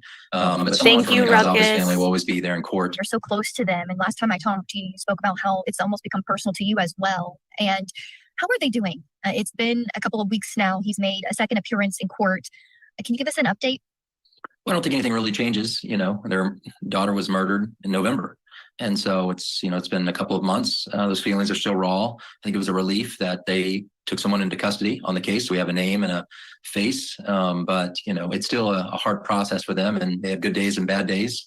And the good days aren't really good days. They're just days where they're not, thinking about it all day long. So, they still have to work. They have other children. They still have to raise their family and do all the things that you have to do just to live day in and day out. Thank you, I think we're all CK. surprised the preliminary hearing was set 6 months out. I suspected they would have it within the next, month, at maybe 2 months at the most, because it is just a probable cause hearing. It's based on the totality of the circumstances, and it's not the case. It's not a trial, but the defense can cross-examine witnesses, and the defense can bring in witnesses of their own to testify at the preliminary hearing as well. So, but I think we're all surprised it's 6 months out. I think the family would like the death penalty. Idaho is a death penalty state. I think it's something that. Thank you so much, Marco, for the contribution for the little one's birthday today. I really appreciate that. I'll get some pizza. She loves pizza. So thank you so much, guys, for being here. And like I said, when this ends, I'll be ending the stream. It's only got a few minutes left. Today, we discussed a lot of stuff. So if you just joined later, please rewind and rewind like it's VHS. Restart the stream and watch it. I hope you like it. It is open 24 hours, but Xana was out of the delivery area, 24-hour delivery area. How far out she is. Jack in the Box is a 2 a.m. limit. Got you. Interesting. So it just ended up taking that long to get to her. And thank you so much, everyone who is liked the stream too. They would want as a resolution on this case if there's a conviction. I think it's something obviously that the prosecutor's office, Latah County prosecutor's office, would have to speak with all the victims' families and see where that leads them regarding down the line. But we kind of cross those bridges when we come to it. We're still real early on, and we don't even have a probable cause hearing scheduled for 6 months from now. So that's a long way from a trial and a conviction. First of all, are you surprised at how much information the probable cause affidavit contained? And then, of course, what is standing out to you? Yeah, I mean, that was a pretty lengthy probable cause affidavit. It's one of the lengthiest ones I've ever seen. But I think they were very, they wanted to provide as much information as they could to establish probable cause, and it laid out a little bit of the state's case, how they might proceed on the case at trial. But there's a lot of still other circumstantial evidence that will be gathered between now and the trial date. You still have 3 other crime scenes. You have his apartment. You have the car. You have. Oh, I see, Julie. No, what she's saying is Xana couldn't order from Jack in the Box because she's not in the area they delivered to. Okay. See, that's the thing, is I feel like CDT had pulled up something like opposite of that, like pretty much a rebuttal to that. I don't know. I forget what she said. And of course, she's busy right now, so she's not in chat, but we can have her maybe explain it later. She looked up something along the lines of Jack in the Box and how it was open or something. I don't want to misquote her or the information. And good morning, allegedly, with Brittany J. Thank you so much for being here. We are concluding, but I want to thank you all for joining me this morning and all the birthday wishes for my little one. His parents' house that all need to be processed for evidence of the crime, and then any other evidence that comes in between now and then. But the probable cause, I mean, I thought that, it was well done. I think the biggest piece of evidence that jumps out to you is the DNA evidence on the sheet. I think that's the one piece of evidence that will be hard to explain as a defense attorney. Yeah, and that's a good point, Julie. We just don't know what restaurant she ordered from. You're right. Because, I mean, we're just assuming it's Jack in the Box because we saw that bag behind the sink, but we don't know for sure exactly. Thank you, Caroline, and everyone for kind of grounding us on that fact. We're just assuming that that's hers. We don't know. And like I said, I'll share on my community page a picture where it looks like there's another bag, a brown bag on the table. And I don't know if it's Jack in the Box or if this is just a different one. I don't know, but you guys are right. We just don't know if it's Jack in the Box. Exactly. It's all speculation.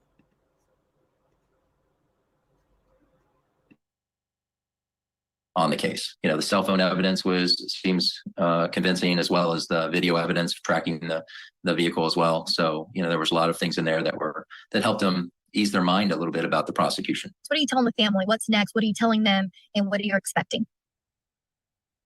See, I love Chanley. She's the only one who can pull off this angle, like on their phone, and still look so beautiful. I don't know. Anytime I did this angle, I used to just see double chin. Thank you so much, KK May. My name is Kelly. You're stuck with me. Thank you for being here, and we're happy to be stuck with you. Well, we're in the next couple of weeks. We're going to schedule a meeting with Bill Thompson's office and the prosecutor's office and sit down with them and try to get a feel for what their thoughts are moving forward on the case and things along those lines. So that's our next plan, is to try to schedule that meeting and get that taken care of. I'll tell you what, it's so important for the families to have a representative like that. It helps immensely. I've seen families go through this without it, and it's tough. Chanley Painter still with us in Moscow. Chanley, anything else come out of your interview? Absolutely. Well, what was interesting to me, he says, last time I talked to him, the Gonsalves family was looking for connections. They have access to Kits McKaylee's devices and password protected information in connection with Bryan Kohberger. He says now they know there is no connection previous to this between Kaylee Gonsalves and Bryan Kohberger. They said that they knew about the sheath but didn't know about the DNA. That was surprising to them. But also, he talks about the eyewitness to this, Dylan Mortensen, the roommate in the home, one of the surviving roommates who had her eyes on the perpetrator. This is what he said about her. We knew early on that there might be a witness, but we didn't know the details of that. And the fact that the roommate had given an identification of the defendant in the case, I think that was important. Describe for us, because I know Steve and the family members have talked about that, their reaction to that. They don't blame her, right? No, she is a victim in this case, and everybody needs to treat her as a victim in this case. I'm not sure anybody knows what they would do in that situation. That we are thankful to her that she was able to get an identification. It bolsters the case. The identification of athletic build, bushy eyebrows, some of the clothing that he was wearing. So maybe they might be able to find that clothing that's similar to the identification. But she's a victim, and everyone needs to show compassion and kindness towards her. And so there's the family is appreciative of everything that she's doing for the prosecution of the case. We'll see where this leads, Vinny, but he also told me and confirmed that Steve Gonsalves believes that this perpetrator was close enough to this home with his cell phone. He was picking up that Wi-Fi in that crime scene home. And yes, she does have a porcelain doll face. I agree, Seattle Ryan. And thank you so much, April B12, for the birthday fund for her. Thank you, which reminds me, I have to get going, guys. So got some presents to open. Thank you all for being here. Please like the stream. I will be following this case closely, as you guys know. So meet me back here maybe Monday morning, depending on what I can put together for you guys.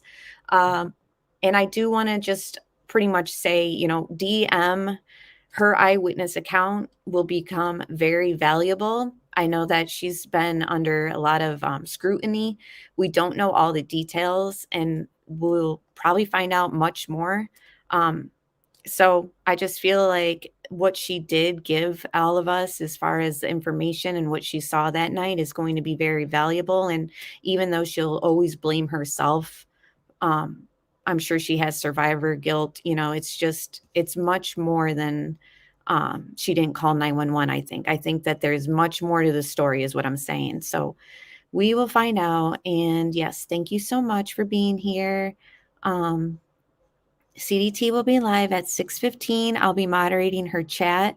And yeah, that's it, guys. I appreciate you guys again. I keep repeating that, but I just really appreciate you all being here.